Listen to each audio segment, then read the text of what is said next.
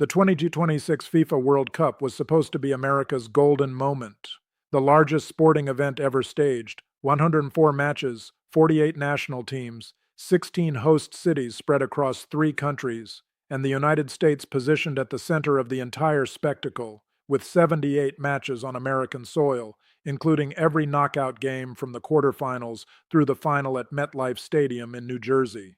On paper, it looked like a once-in-a-generation triumph. Economists, tourism officials, city planners, hotel executives, and political leaders all pointed to the same breathtaking forecast: a massive economic windfall, tens of billions of dollars in spending, packed hotels, full airports, crowded restaurants, booming retail districts, and a wave of global attention that would reach from coast to coast. This was supposed to be more than a tournament. It was supposed to be an economic and cultural showcase on a scale the country had never seen before. Estimates projected as much as $30 billion in economic activity, roughly 185,000 new jobs, and months of momentum for industries tied directly to tourism, hospitality, transportation, and entertainment. That was the expectation. That was the sales pitch. That was the promise. But now, with less than 90 days until kickoff, those expectations are being tested in ways few people publicly acknowledged even a year ago. And before we go any further, if you want updates like this first, with clear breakdowns on the biggest international stories affecting the United States, make sure you subscribe to the channel right now and turn on notifications so you do not miss what comes next. Because what is unfolding is not just a sports story, it is a warning sign. It is a real-time test of how the United States is viewed by the rest of the world at the exact moment it is preparing to host the biggest football tournament in history. And according to the latest data, the picture is far less encouraging than anyone hoped. Here is the headline number that changes everything. International tourism to the United States fell by 5.4% in 2025. That may not sound dramatic at first, until you compare it with what happened everywhere else. Global international travel increased by roughly 4% during the same period. In other words, while the rest of the world was recovering, growing, and welcoming more travelers, the United States moved in the opposite direction. Not flat, not stagnant, down. The very country preparing to host the largest event in global sports became the rare major destination to post a decline. That matters because international visitors are not just another category of tourist. They are the highest value travelers in the system. They stay longer, spend more, book more hotels, use more transportation, and pour more money into local businesses than domestic visitors do. Industry estimates consistently show that a foreign visitor to the United States spends around 4 times more, on average, than a domestic traveler. So when international arrivals weaken, the loss is not just numerical, it is financial. It hits the most valuable part of the market. And if you also want to know major updates like this before everyone else, this is your second reminder to subscribe now. We are going to keep tracking this story all the way to kickoff, and the economic consequences could be much bigger than people realize. Now let us talk about how major this event was expected to be. FIFA and global economic analysts projected that the 2026 World Cup, combined with the Club World Cup, could generate roughly $47 billion in economic output and add about $62 billion to global GDP. The United States alone was expected to receive a $17.2 billion GDP boost and see the creation of around 185,000 jobs. Those are not small gains. Those are the kind of numbers city governments use to justify infrastructure spending, transportation upgrades, hospitality expansion, and public-private investment. Host cities built their expectations around those projections. Atlanta expected more than $1 billion from 8 matches, including a semifinal. Dallas projected somewhere in the range of $400 million to $415 million in direct economic impact from 9 matches. Houston anticipated about $1.5 billion when matches and training camp activity were included. Los Angeles projected nearly $600 million in regional impact. The New York-New Jersey region, which will host the final at MetLife Stadium, estimated a staggering $3.3 billion in economic activity and expected to attract roughly 1.2 million visitors. Consulting firms projected billions more in short-term economic movement across North America and tens of thousands of jobs supported by tournament demand. Short-term rental platforms expected major gains as well, with estimates suggesting that hosts across U.S. cities could bring in billions in revenue during the event window. All of those forecasts had one assumption at the center: international fans would come in huge numbers. That assumption is now under serious pressure. So what changed? How did the most anticipated sporting event on the calendar become a source of anxiety for the very industry that was supposed to benefit most from it? The answer is not one thing. It is a collision of factors, all hitting at the worst possible time. The first major issue is Canada. Canada is the single largest source of international visitors to the United States. In 2024, Canadian travelers made about 20.4 million trips south of the border and spent approximately $20.5 billion, supporting around 140,000 American jobs. That is not a side market.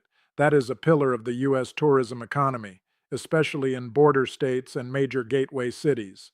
But in 2025, Canadian travel to the United States dropped by about 30%. That is not a modest decline. That is a collapse. Canadian return trip data showed major year-over-year drops, and the reasons were not hard to identify.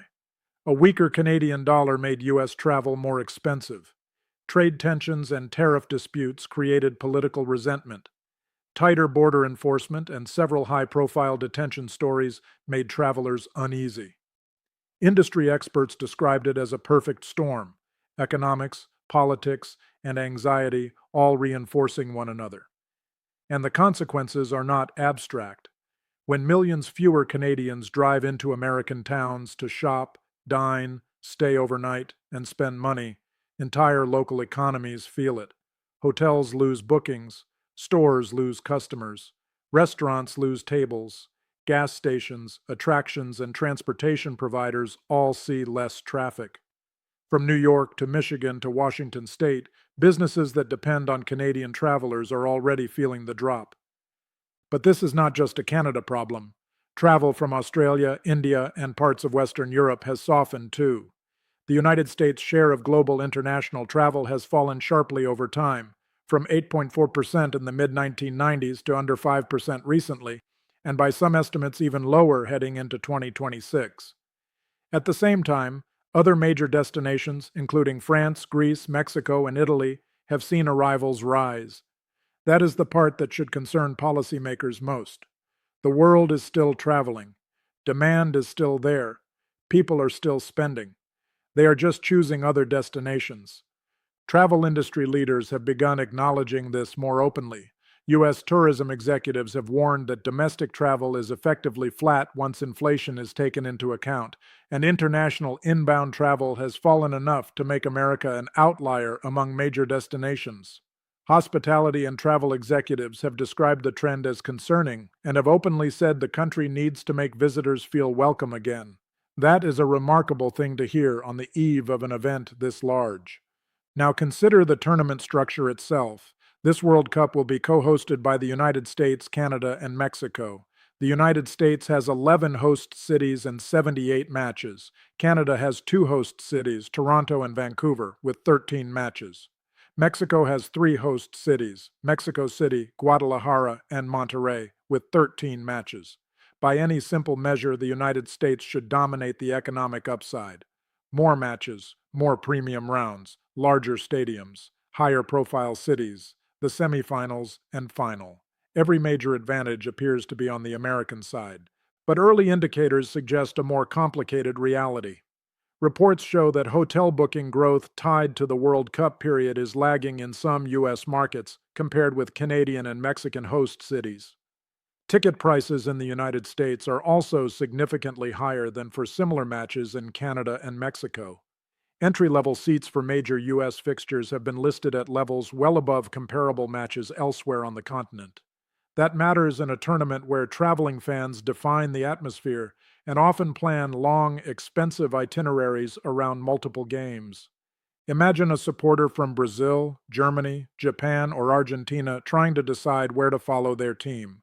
They compare hotel costs, match tickets, transportation, food, currency exchange, and border procedures. Then they see Toronto, Vancouver, Mexico City, Guadalajara, or Monterrey offering cheaper entry, simpler logistics, and in many cases, a stronger feeling of welcome.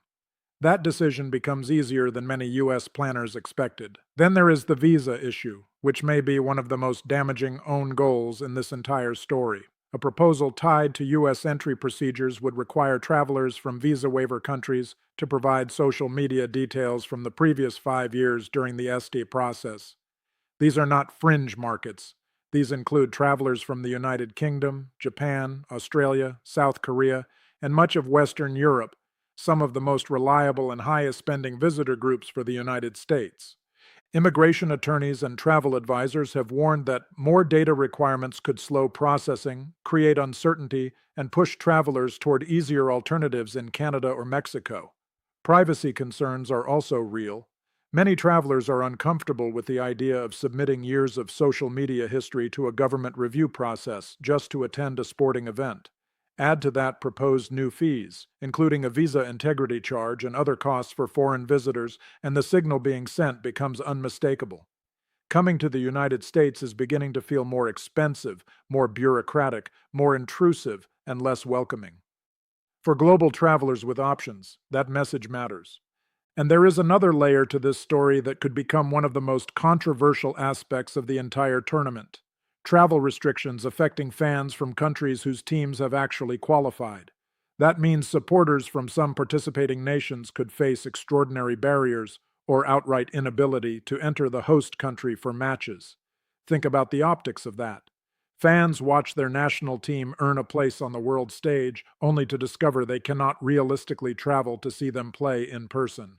For a global tournament built on international movement, national pride, and fan presence, that is a major issue. This is why boycott discussions, while unlikely to reach the level of team withdrawal, have begun to circulate in public conversation. Former FIFA figures and football voices abroad have amplified concerns. Online fan communities have filled with comments from people saying they had tickets, plans, and itineraries, but canceled them because they no longer feel comfortable traveling to the United States. Canadian fans, Latin American supporters, and others have described choosing different host cities or skipping U.S. stops altogether. Even if those decisions represent only a fraction of the total audience, they matter because they are coming from the exact international segment the economic models were counting on most. Then there is the issue of fan festivals. This may sound secondary, but economically, it is not. Official fan festivals are massive public gatherings where supporters watch matches on giant screens, buy food and drinks, shop for merchandise, book local accommodations, and generate energy across entire downtown districts.